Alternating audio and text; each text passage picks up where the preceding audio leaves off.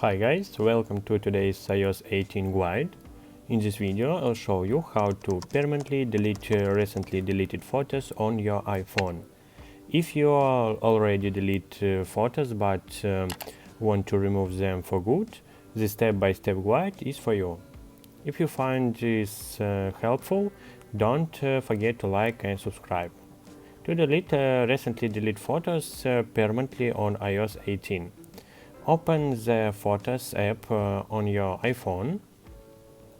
Scroll all the way to the bottom of the page until you see the Utilities section.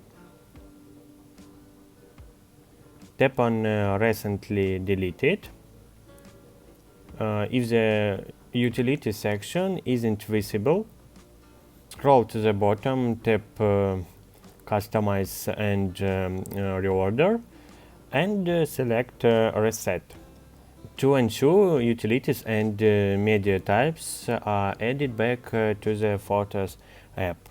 Once in the recently deleted album, use Face ID or your passcode to access it. Now you'll see all your recently deleted photos and videos.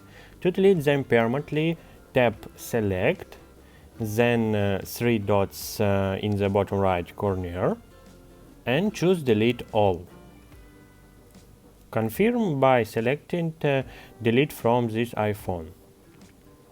If you want to recover any photos, simple tap on the photo, then three dots, and choose Recover to restore it back to your photos library.